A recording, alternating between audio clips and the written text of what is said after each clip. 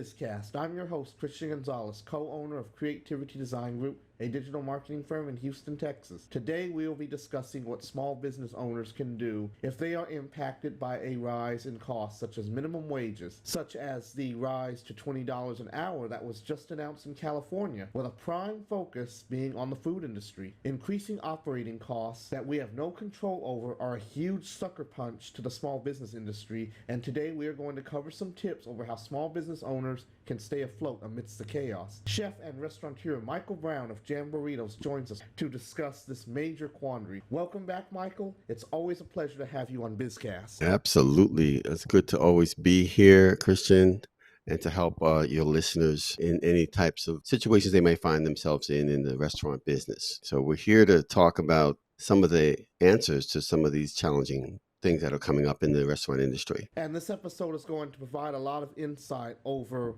how restaurant owners and small business owners in general can handle these challenges. So my first question for you, Michael, is what costs do restaurant owners unfortunately have to pass on to customers when it comes to rises in minimum wages or other operating expenses? That's a really good question. And there are some basic costs that one should, and I wouldn't necessarily look at it as costs that have to be passed on, but it's more about costs that help the restaurants to stay viable and to stay in the black. And so in some cases, that could be every line item on the profit and loss statement. But the ones that are more easily managed are not the fixed costs. Those are the variable costs. So those are things like food costs and labor costs. And so here we're talking about the labor that has gone up to $20 an hour in the state of California, which understandably so, the cost of living there is pretty expensive relative to other parts in other states. And so a restaurant that is forced to go up to minimum wage with, when you look back maybe 10 or 15 years ago, was nowhere near that amount. It was probably closer to 13 in some instances, depending on if you were a server or not.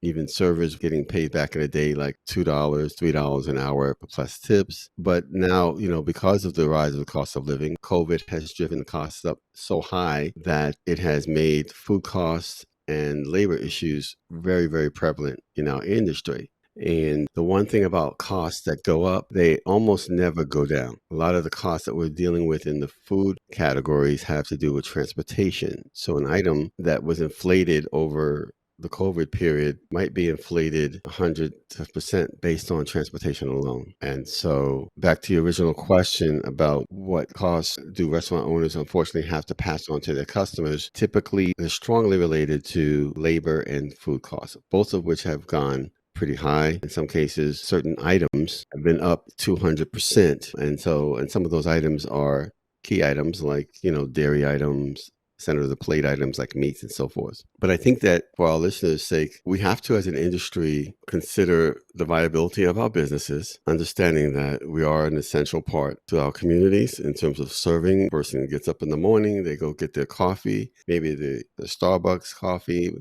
They might pick up some breakfast elsewhere, lunch and dinner for the family. So we are an essential part of the gross national product in this country. Almost every other business has dependency on restaurants, on food service companies to provide what they provide in order for their businesses to go on. Conferences, conventions, weddings, cruise trips, ships, all those things. We're going to always be somewhere involved there getting food to people. So I think that if we start to look at our businesses as essential to the economy, we also have to look at our viability, our ability to stay afloat. I remember when I came up, in the 80s and the 90s, most of us restaurateurs would be cringing at raising prices because we felt that our customers would just not come back. And it was an unspoken way we operated. We just felt, that we would have trouble and we would maybe go out of business because our prices had to go up. And a lot has changed in the last 30 to 40 years. So technology has increased in cost. In fact, for our restaurant operation, this up and coming one that's opening up sometime in the fall, we have added to our cost analysis a thing called the tech stack. And the tech stack has to do with all of the technology that we need to actually provide food service to our customers. And there's a price in that, and even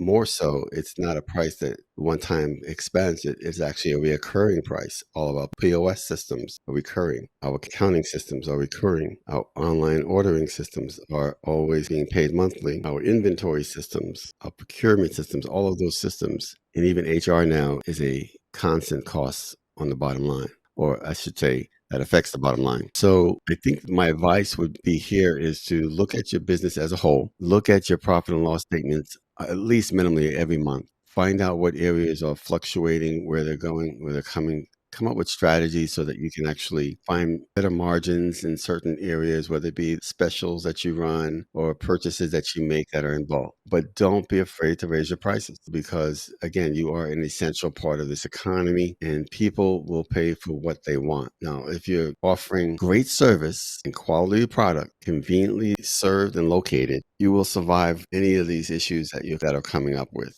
And more importantly, when you're talking about labor, there's been some studies done that money is not always the motivating factor for people to do a good job. So if you treat your people well, and if you understand that the people that are your frontline people are the most important people to your business, and you treat them well, we have a thing called extreme hospitality in our restaurant. Well, that starts with treating your staff and your employees with extreme hospitality, and then they can deliver it to your customers. So at the end of the day, you can't go backwards, but you can certainly look forward and you can actually come up with strategies that will sustain you over the time and you can still be as profitable. Never give up your profit margin line. In the restaurant industry, we are doing well. My friend Russell Ybarra says he tries to stay right around 15%. That means every dollar made is 15 cents in the bank. That's why we say this is a business of pennies. But if you love it, you do everything you can to maintain it, to keep it, and to grow it. So I think that while it is challenging to deal with these expenses that are increasing, that are variable, it's important to do what you have to do to maintain your margins. Yes, very well said.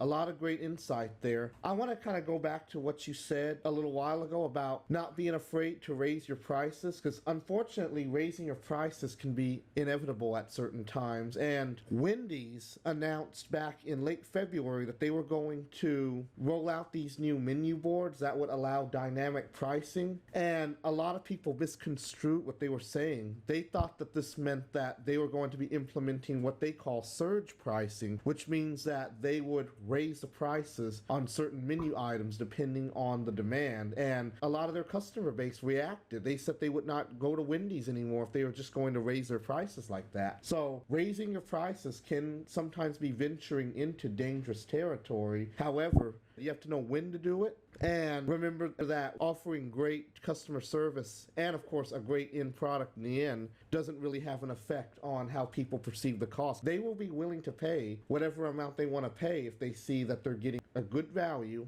and, of course, great service with that. I'm looking at the dynamic pricing that we're talking about. And just for our leaders or our listeners to understand that the practice of dynamic pricing is varying the price for a product or service to reflect changing market conditions. And so we see that happening in other areas. We see that happening in the fuel industry. We see that happening in the travel industry. So in the restaurant industry, it has never been practiced. And let's look at it from another side. Our vendors that are selling us products are definitely doing dynamic pricing. So we are called to be magicians and to soften the blow because from week to week, the price of beef can go up and down. From week to week, the price of produce. In fact, in the produce industry, the more expensive it is, the less quality you'll get. So when the crops are doing well and they're looking great, the price is cheaper. When the crops are looking sickly or there's just a scarcity of it, the price goes up.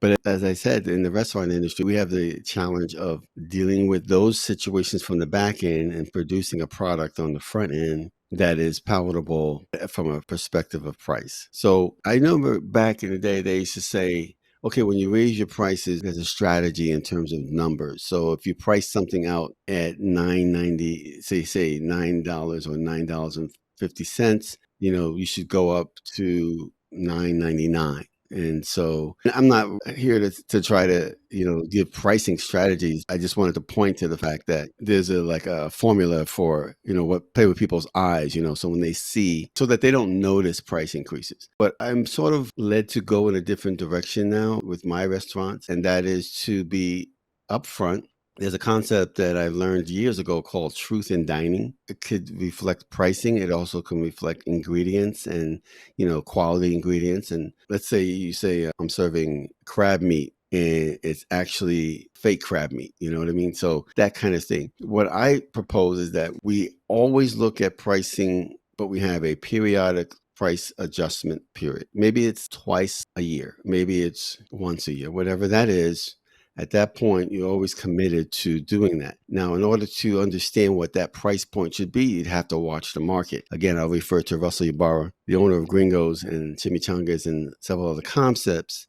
And I asked him one day, I said, well, what do you talk about at your executive meetings? And he says, the primary thing we talk about are the commodities, the price of beef, the price of pork, and so on and so forth. That highly affects him because he has 27 or 28 restaurants. They're all doing, $7, $8 million a year. You can imagine how much beef and pork that they're purchasing. And those are the key items for them that they have to watch consistently. So I would say, check your pricing, be committed to raising your prices at least once a year, and then understand the flow that will happen in between. So let's say beef goes up at first quarter. So you kind of mark that and you say, okay, I've just dropped a couple of profit points because of the beef went up, and it's going to fluctuate a little bit up and down. And then you kind of just follow that. Quarter two, okay, I gained a couple of points. Quarter three, I'm down so much. When it comes to quarter four and you're ready to start to change your price on your menu, you could have an information letter to your customers,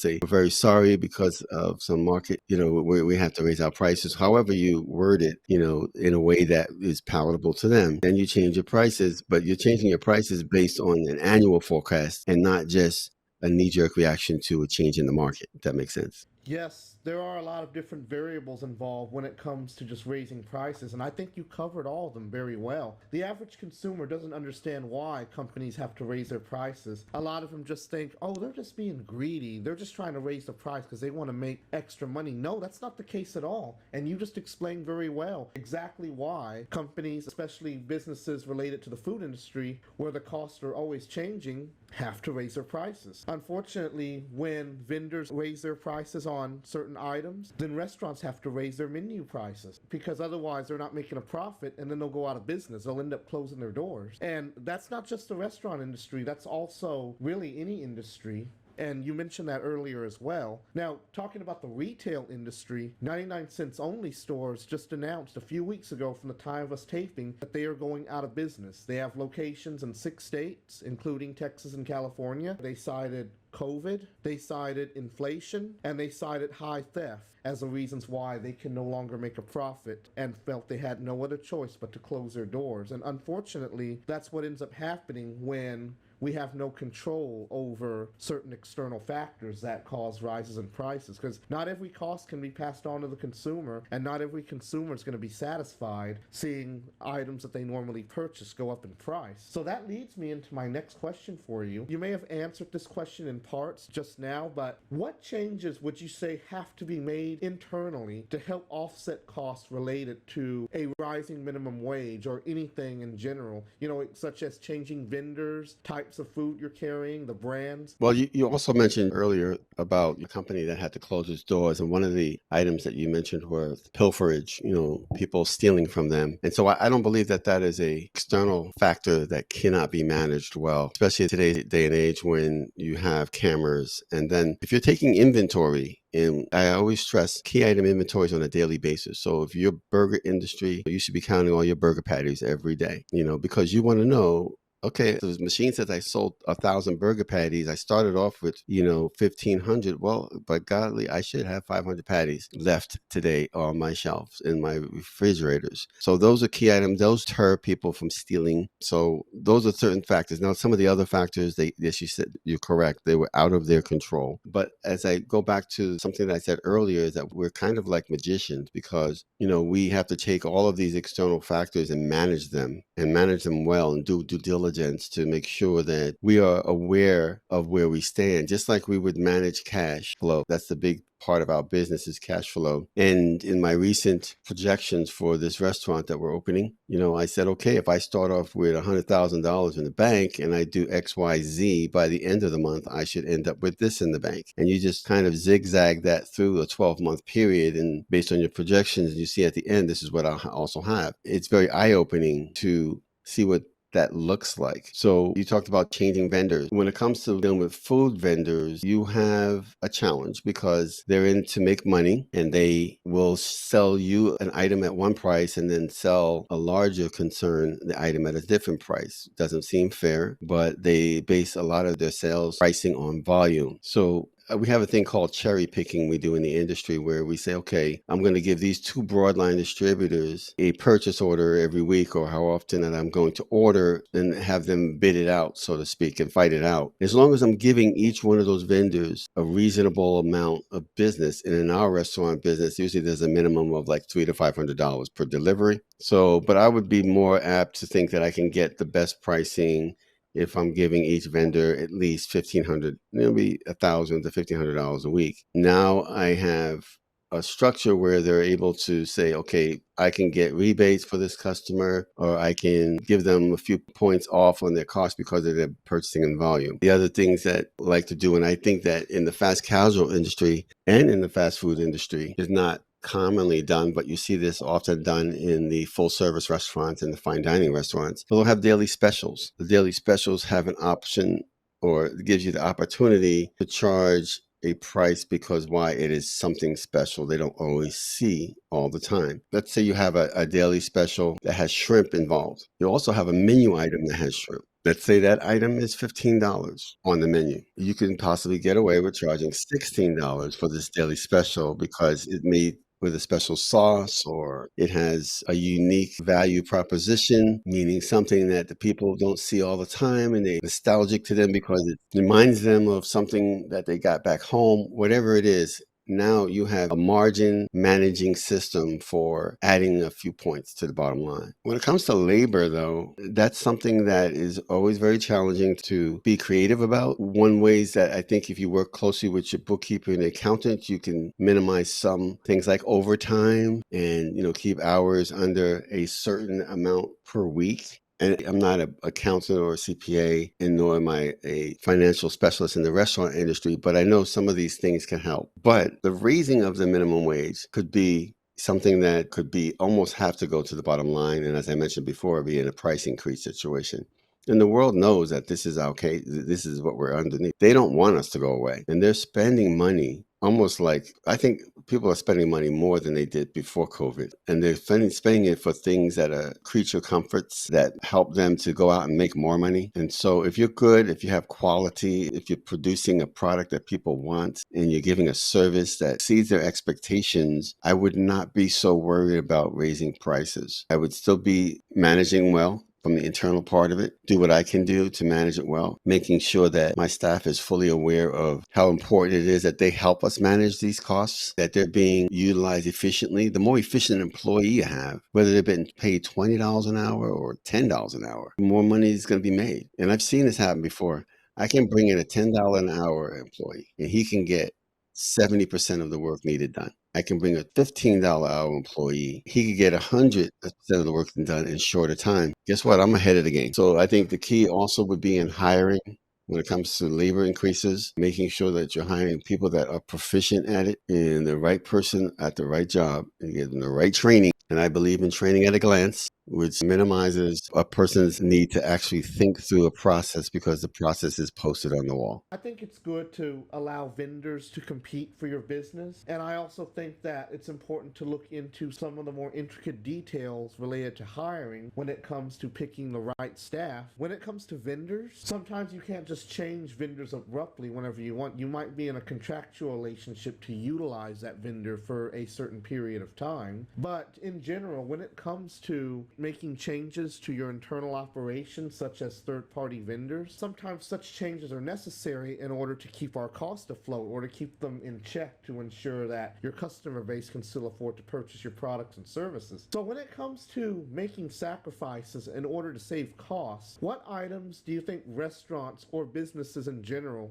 can cut? What can be done internally instead of being outsourced to a third party where you don't have to spend extra money to get certain things done, such as, for example, if using a bookkeeper is expensive, maybe it's cheaper to hire one internally. Well, that's the age-old question, and I think I'm at the opinion at this stage of the game, after 40 plus years in a business, not all owning my own businesses, but at least more close to half, that it's best to pay the professionals to do the professional work in this industry because you're drawn in so many directions when it comes to managing a restaurant. It's also easy to show. It shows really strongly. If you ever go into a restaurant and you see the owner running around, waiting on tables and doing all kinds of stuff, something is lacking somewhere in the way that business is being run. If you see an employee who you walk in the door and you say, hey, I see that you had this special going on, and the employee says, what are you talking about? I don't know what you're talking about. Something is wrong from the top down because marketing is not lockstep with operations. If you see your business gets audited, something is wrong because they didn't have the right systems in place to be audit free, so to speak. If you have a fire in a restaurant, it's typically due to the fact that the grease hoods haven't been cleaned out on a regular basis. You did not hire a professional to come in and do that. And grease has built up and a fire will ensue. I made all of these mistakes, by the way. And I can go on and on and on. So when it comes to cutting costs, I am now of the opinion, and I think my mentor, I'm going to keep saying this guy's name, Russell Ybarra, who is highly successful. He doesn't cut out the necessities and the professionals that are necessary to help this business grow. He'll focus more on sales and the way he treats his staff and markets himself. So, especially when it comes to finances, bookkeeping, don't try to bring it in-house, in my opinion, because you could have a staff member that is cheaper than a bookkeeper. You know, the average bookkeeper right now is about $50, $60 an hour, maybe more. The average CPA is $100, $150 an hour. And my experience as CPA, I only really needed at the end of the year to do my taxes. And at the time when I was doing it, it was like $500 for the year. So that's not too bad. I have a feeling it's going to be different now, probably closer to 7,000, whatever. And so you have somebody do your books on a monthly basis, and they're going to basically be able to download everything from your banks and run profit and loss statements at the end of the month and send them to you so you can review them. But the last thing you want to do, and I've made this mistake several times, is think that also, you know what, I can somehow bring it in-house and do my own bookkeeping, own accounting. It's way too much to try to handle. I mean, you might as well say, I'm going to go out and kill my own cows and slaughter my own beef. If one day I get the opportunity to do that, it'll be after I have like 1,000 stores and it makes sense to start to slaughter my own cattle by owning a cattle ranch. I don't know, but or partnering with someone. But that's the picture I want to give our listeners as to what they try to save money on. And those support systems you need, the legal systems, the accounting systems, the software systems and so forth, pay the price, get it done so you can actually manage your business and work on your business rather than in your business. And that's one of the most important things that every business owner should know. You have to work on your business, not in your business. Those are the words of Doug Winnie, the action coach, business coach I interviewed several episodes ago. Those are his exact words. When you can operate on that mindset, you'll start to see operations become more streamlined. And of course, when things are more streamlined, there's less margins of error. You're starting to see things fall into place. Customers are satisfied, sales numbers are higher, and then of course costs are moderated whenever possible. And I also want to mention as well, if Mr. Ibarra happens to be listening, I have eaten at your Gringos location in Spring.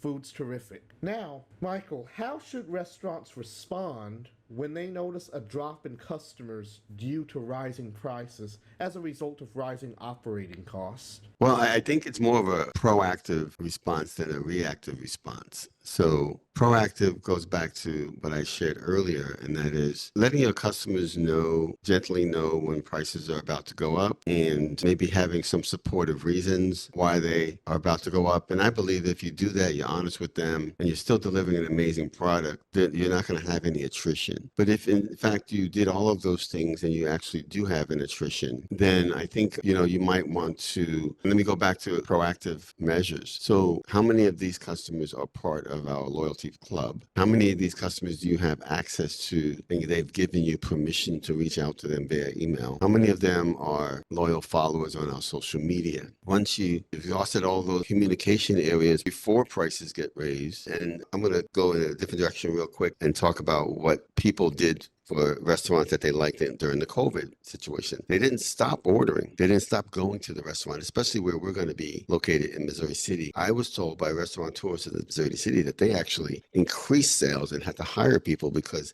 the customers would not let them fail. And why did they not want them to fail? See, that's a double-edged sword.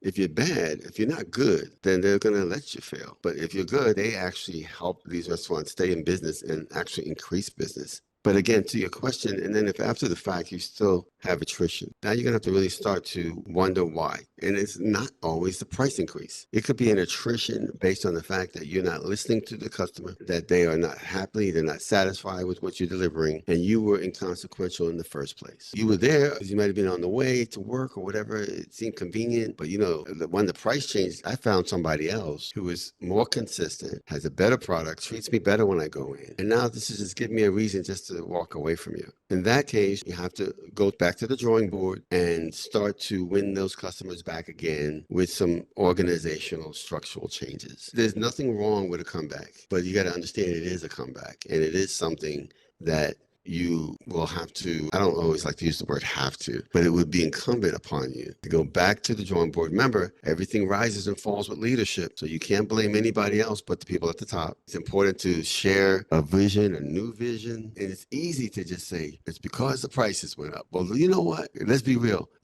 We pay for things that we really like. I'm living in a city right now where people drive around in the most expensive cars that I've ever seen in any city that I've ever lived in. And not only that, they're all different. There are like 10 different types of Mercedes out there. 3 or 4 different Porsches out there. Lexus, cars I don't even recognize. They came from another country because their value proposition is meeting the customer's need. And so blaming certain things is not the answer. Blaming all these external challenges is not the answer. But understanding what is causing the problem, what is the root of the problem, and fixing those things will, I believe, get you back on top again. And yes, that is true. Now, I want to speak as a consumer now. As a consumer, I can honestly tell you that I have never quit patronizing a business simply because their prices were rising. Why did I quit patronizing certain places? You listed some good examples. I've been to places to where I was treated rudely, where I was shown that the staff just didn't care about the customer, or they weren't listening to their customers' needs, or they simply were not keeping certain products I needed in stock. Those are all reasons why I quit patronizing certain businesses. It was never because they rose the prices on certain things. It was usually because of something related to operations. And I'd say the biggest one out of all of them is when they don't listen to the customer's needs. When you as a business owner do not listen to your customer's needs, then in my opinion, you automatically should not be in business, because you're in business for one reason, and that's to solve a customer's problem or to satisfy a customer's need. And if you're not doing that, then you don't deserve to have your business. That's always how I've seen it. I've never quit patronizing a business simply because I didn't like their cost. Sure, I might find alternative to a certain product or service if I can get it cheaper elsewhere, but that's never my primary deciding factor when it comes to how much business I'm going to give a company. So yes, there are so many different factors that influence consumer decisions. Pricing can be one of them, but it's not the main one, really. It's usually a lot of the other stuff that you and I just talked about, mainly related to how customers are treated and ensuring that their problems are solved. Now, my final question for you is related to how independent mom and pop shops can stay afloat when costs start to rise. So let me explain a little more. Operating a franchise brand is much different than operating an independent mom and pop outfit. Franchises offer a lot of support to help their franchisees stay in business, and sometimes franchisees even continue to operate under a brand that goes bankrupt and out of business due to not being a debtor in their parent company's bankruptcy, should their parent company go bankrupt, that is. So small mom and pop brands do not have this luxury. What I'm saying is that if Burger King were to go out of business tomorrow, a lot of franchisees would probably still be allowed to operate under the Burger King name because these were independently operated locations that were not affected by Burger King's bankruptcy. So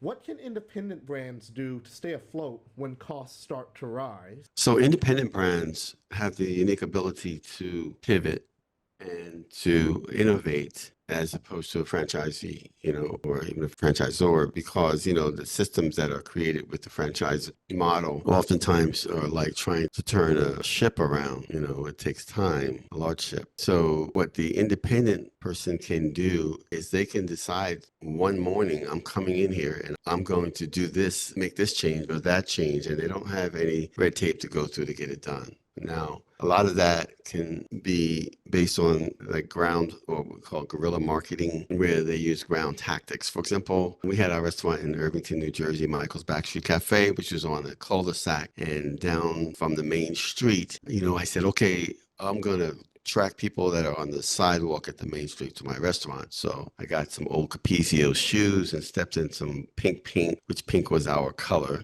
Dusty Rose. And I just created footprints on the sidewalk all the way to my doorstep. A franchisee might not be able to do that. Right. I did that and people started walking in and seeing the footprints. There was a time when we got reviewed by the New York Times and I had a lunch scheduled for the day. And my wife said, hey, look at this article. And I knew that we were going to have an overwhelming amount of people for dinner. And so I was able to close down for lunch because it really wasn't busy anyhow, and prepare for dinner. And then that night we turned away 50 people at the door, something that would have probably violated somebody's franchise clauses, So really, getting down to the local market, getting entrenched in your local community is something that will probably be a greater opportunity for you as opposed to a franchisee. We know that you're not going to get the best pricing when it comes to your vendors, but you can do your best to try to cherry pick, as I said before. Sometimes you may have to go pick up a few things. Even that, though, I'm starting to wean off of as well, because every time you get in a car to go buy something, you run the risk of getting in an accident, or your employee getting in an accident or something like that. And then you have the cold chain that you don't want to break between the way it comes from the place you buy it to the place you deliver it to. All of these things have consequences. Not that it hasn't been done, but I'm just saying, you want to try to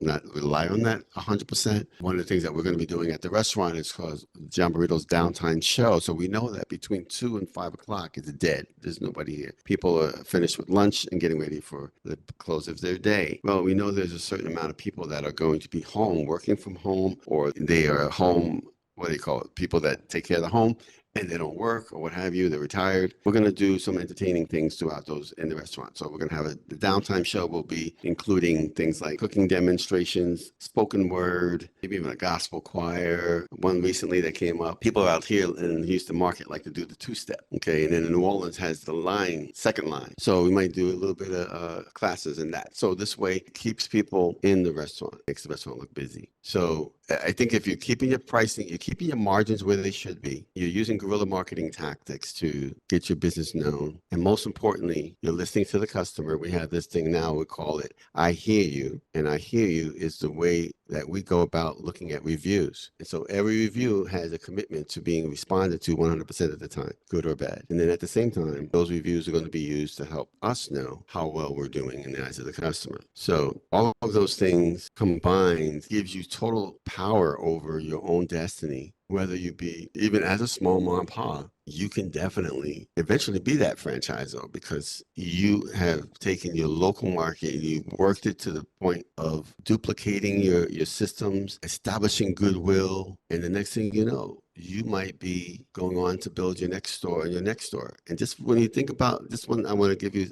one other point. There's a thing called a franchise and there's a thing called a franchise. Franchise are corporate-owned stores. Franchise are independent operators of a larger corporation where you don't have as much control over the quality and the service that is given in a franchise as opposed to being a franchise. Each one has its pluses and minuses, but I think in the beginning, if you're establishing a concept that you want to eventually branch out with, I think corporate-owned stores are a better way to go. And that was a very good comparison between the two. A lot of people are probably not familiar with the concept of franchising. What I did like is how you gave a rundown of different factors that brands should look into, especially if you're a mom and pop shop. And I can see that Jamburritos is well on its way into success because you've thought everything through. You know exactly how to look into what customers need, what customers want. You know how to listen to the customer, understand what they're truly looking for when they come to a restaurant like Jamburritos. And no matter what business you're in, it's very, very important to understand that you listen to the customer. Listening to your customers is what keeps you in business. It's also what builds your brand's image up in the public eye. And you're right about franchises, because franchises involve a lot of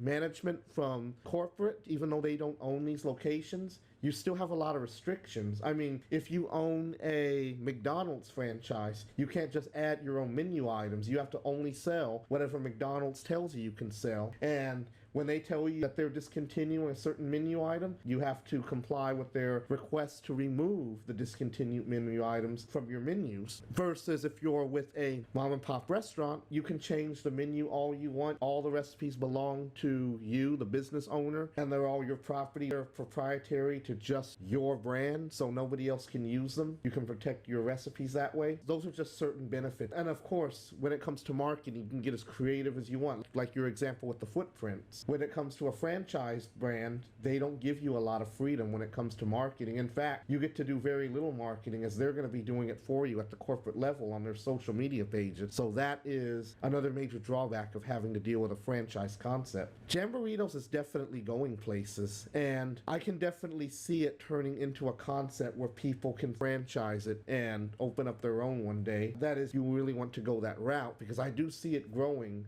to that point. It's a great concept. You've got some fantastic menu items that I've been dying to try. And in general, I hope that the small business community took some great notes on everything you've had to share with us today, because these are little things that can save your business. If you don't want to go out of business due to certain external factors or rising prices in general, you've covered some stellar tips to help keep small businesses afloat, especially when it comes to the restaurant industry. Now, do you have any final remarks that you'd like to make before we close the show? I just wanted to clarify that I am not knocking franchisees. There are major benefits of franchises because you can probably walk into being profitable pretty quickly. And so there are major benefits to having a franchise, especially if you do not have a great deal of experience in the restaurant industry. So there are plus benefits to it, and we're going to start off as a franchise, but to the right person, we may sell a franchise. I would just say I would be looking for a person who has a love for the business and wants to, buy a franchise. It would just have to be the right person. But other than that, guys, I just really enjoyed hanging out with you guys and talking to you in this sort of fireside chat, and just listening to some of the questions that Christian Gonzalez gave us. He is always doing a great job with trying to find, speakers and subjects that are important to us as restaurateurs. So thank you, Christian. My pleasure, Michael. It's always great to have you on BizCast, because you always have a lot of great tips for the restaurant industry, which are also applicable in other small businesses as well. But you really know the ins and outs after many years of being in the business. You always have some great information that could truly save somebody out there. Someone listening right now could be the owner of a struggling small restaurant out there, and you have some great advice that just might save them, that could keep their doors open. And I definitely appreciate having you coming on to share this wisdom, this insight, because you just might be saving someone's business. Thanks again, Michael. I hope you have a great day, and I wish you the best with Jamburritos. We look forward to having you on BizCast again. Absolutely. Take care, and God bless you. God bless everyone. God bless you, Michael. Have a great one.